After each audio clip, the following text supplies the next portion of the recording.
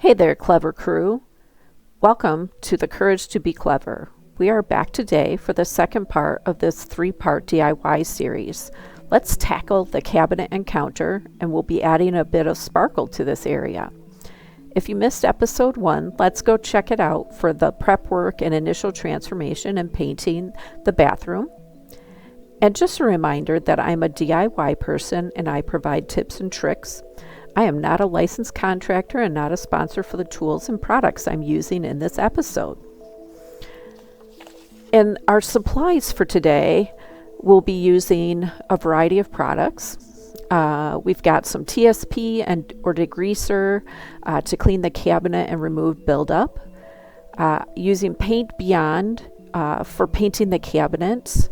The regular paint supplies, paint trays, Glad press and seal food wrap, glitter paint additive, polyurethane, mineral spirits, sealer, and caulk.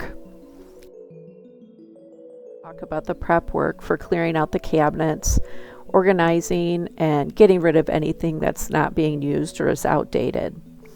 Also finding treasures that you have stored but are not really using.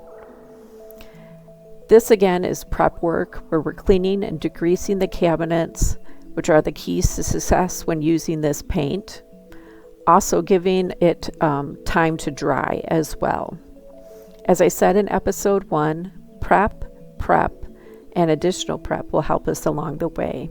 It's the best way to ensure your project will work and have lasting endurance. As we get ready to prepare painting the cabinet, tape the areas around the cabinet and counter area.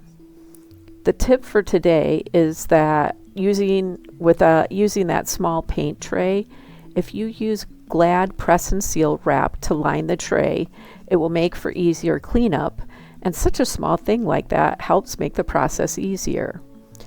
Painting the cabinet and door by cutting it with a paintbrush ensures clean lines. Also paint to get the cabinet and other areas around the hinges in those nooks and crannies. Then using the cabinet roller helps to make a smooth finish. And as I go over the areas, I use the paintbrush on as much as possible with the roller. This paint is a little bit thicker than regular paint. It is also self-leveling. Applying about 3 coats of paint allows at least 1 to 2 hour break before drying.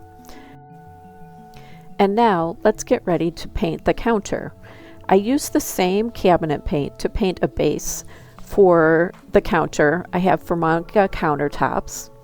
And again, that same process for painting and allowing the coats to dry. I did about 2 or 3 coats there, and again waited that 1 to 2 hours between coats. And then for the top part, I used a 2-part process to add sparkle.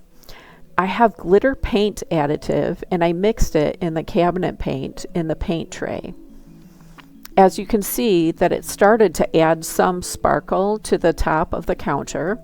Again, I did 3 coats of paint with the glitter additive, and again waiting time for the dry time between coats. Make sure to get the edges of the counter area as well. But for me, that was just not enough sparkle.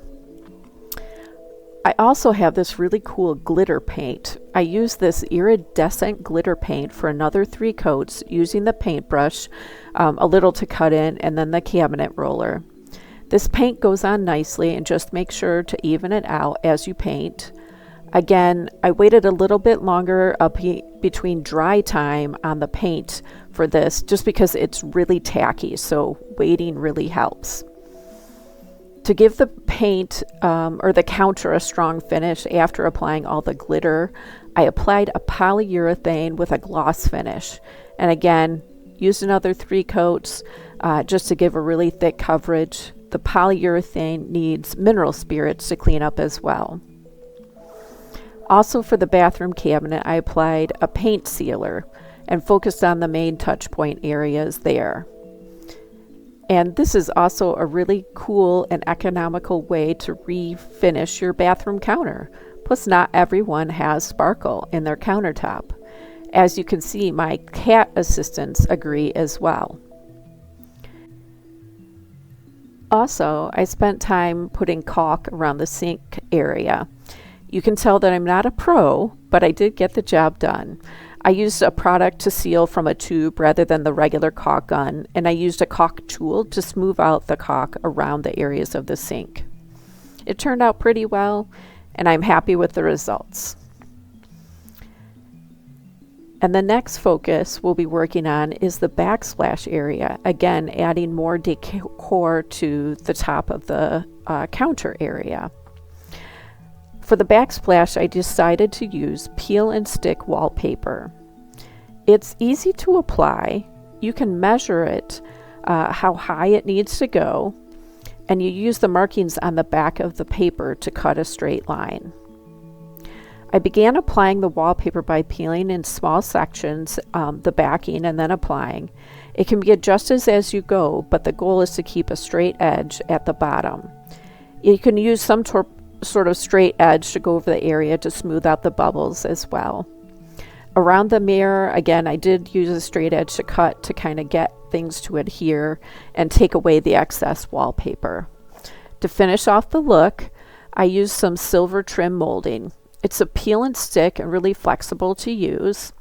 And I measured it and used a razor to cut the molding. I didn't miter the corners, I just used the straight edge lines there. I think it was a really nice look for the bathroom, easy to install, and again, economical. Leave a comment and let me know what you think about the backsplash. Now we are ready to clean up and put things back. Be careful when pulling the tape on the wall edges, we talked about that. Finish cleaning and now putting back things in the drawers and under the sink. I used baskets to help group things together as best as possible. Another tip is I bought discounted placemats and put that in the bottom of the sink area. Then to kind of wrap things up with decor, I put a lotion dispenser, I've got soap in there. I think it fits with the sparkle theme. A Q-tip holder, a drink cup, and then the cool disco themed cup. I think it's actually a candle holder, but I wanted something to hold my electric toothbrush. I think it rounds out the look pretty well. Also, I was able to work and put the trim around the mirror then as well. On a side note, I wanted to show a trick that one of my cats named Mango can do. She can open the cabinets, and here's Mango in action, and like a true cat, she didn't really perform for the camera very well, but thanks for indulging me in my pet adventures too. Well, this is a wrap for part 2. Thanks for watching this episode. I hope you learned something in the process. Next time, we'll focus on the shower surround area. It has an almond finish, and I will be using a tub and tile refinishing kit to give it an update. Again, don't forget to like, subscribe, and hit that notification bell so you don't miss part 3. I'm working to give you new video updates weekly here on Sundays. Thank you for watching, and I really appreciate it. And remember to go out there and have the courage to be clever.